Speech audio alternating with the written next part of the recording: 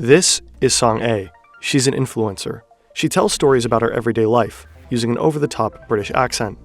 Hello everyone. Sometimes she goes hiking. Nice to see you again. Sometimes she cooks. I think that something's missing. All pretty normal. But there's one thing that makes Song A stand out.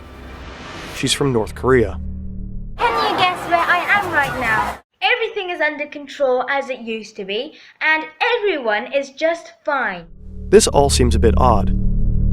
There goes the bell. I gotta go. I come in spring to look at the flowers, so cheer up. And she is by no means the only North Korean influencer. Good morning. Come visit North Korea. Hi everyone. How embarrassing. What is going on here? In the last few years, more and more social media channels have been popping up that give us a glimpse into what North Korea is actually like. Well, allegedly. I'm going to show you the changing appearance of Pyongyang and people's daily life, as well as mine. There are so many items, different in their color, shape, and flavor. A lot of North Korean content goes viral, especially on TikTok. Finally, the world gets to see a different side of this mysterious country. The beautiful beaches, for example. The North Korea they don't show you. The full refrigerators, where you can even find bananas. Or how beautiful the capital is, lit up at night. They show people strolling down the street, enjoying a beer in a bar, or snacking on fast food. The good life. All North Koreans have cars. Videos like this one gain over 40 million views. The channels are supposedly run by locals, living in the beautiful DPRK, proud citizen of the Democratic People's Republic of Korea. But wait a second, how can these channels even post their videos from North Korea? Also in Nordkorea gibt es zwar ein Intranet und da gibt es auch diverse Apps und so weiter, also ganz hinterm Mond sind die nicht, aber die haben kein Internet. This is Dr. Rüdiger Frank. He's a professor of East Asian Studies at the University of Vienna and has been studying North Korea for over 30 years. Ordinary citizens in North Korea don't have access to our normal internet. Only a few thousand of the 25 million inhabitants have this privilege.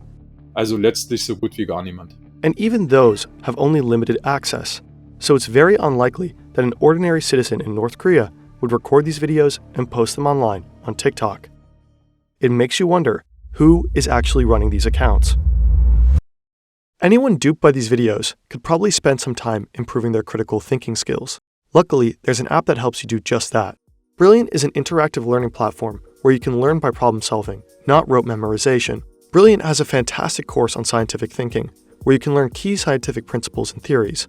By learning the rules of collision, chances are high that you will outperform your friends in a game of snooker. You can sharpen your mind just a little every day with bite-sized problems and brain teasers, and gain real-world competence over time with guided deep dives. Brilliant has thousands of lessons that will feed your curiosity and expand your skill set. With just 15 minutes per day, you can master topics in math, data, analysis, programming, or neural networks.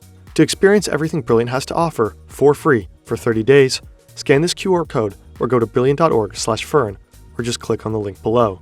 Plus, enjoy a 20% discount on an annual premium subscription. Let's take a closer look at Song A's account. I'm Song A from Pyongyang.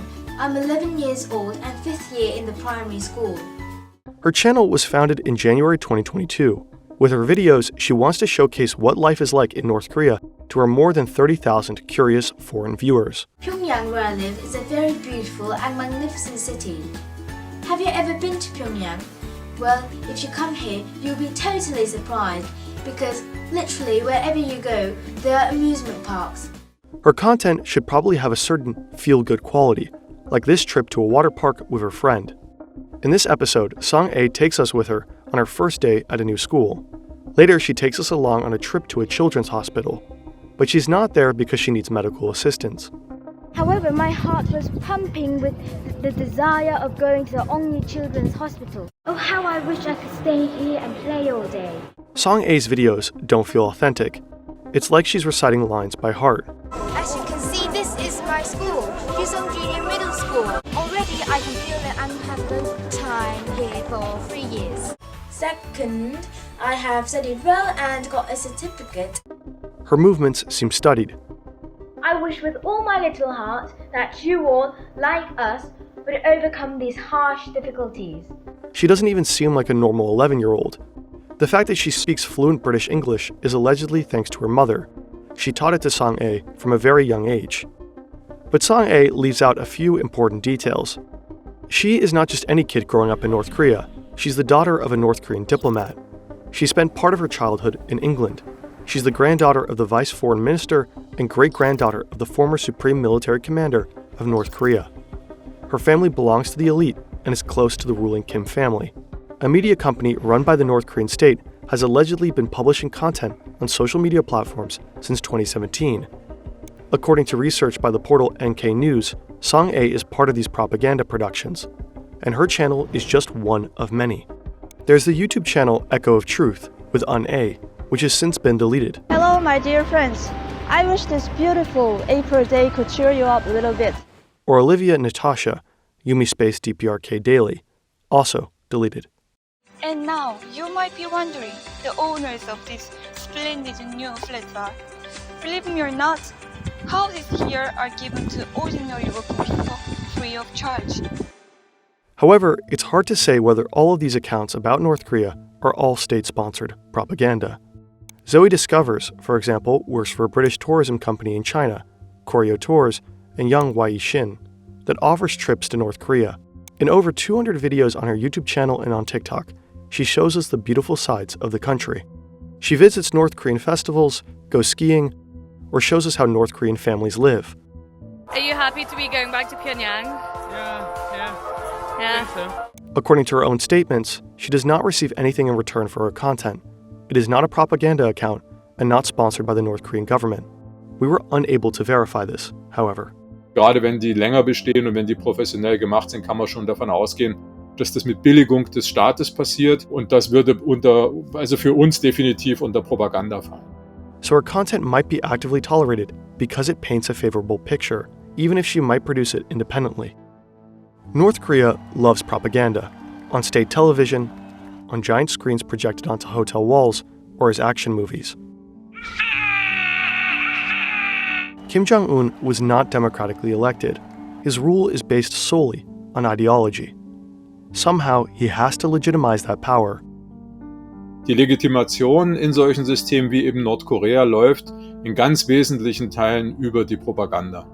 This applies both within and outside the country.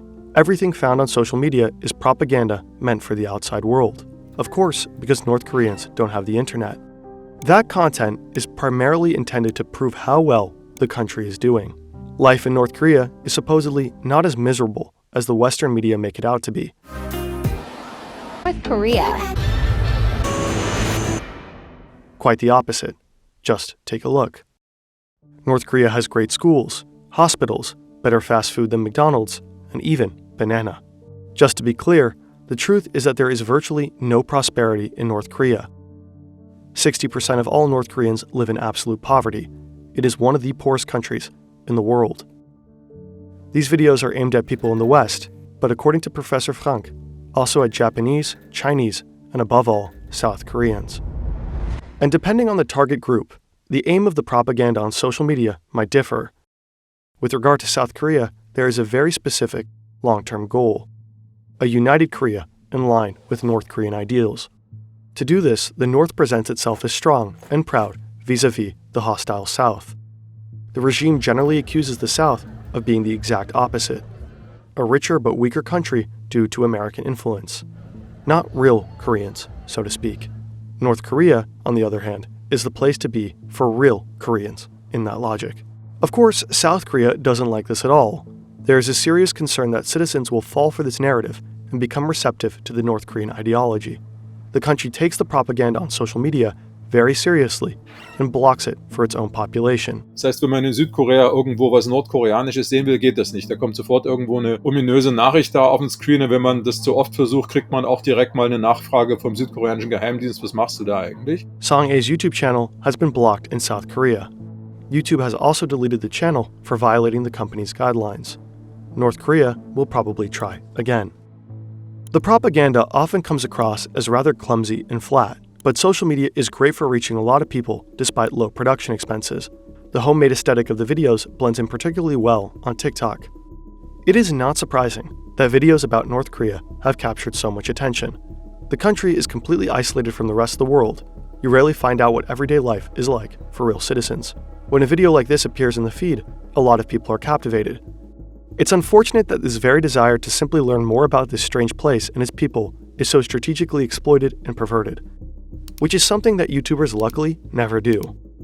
The real North Korea continues to be largely withheld from us because a cruel regime has absolutely no interest in nuanced truth.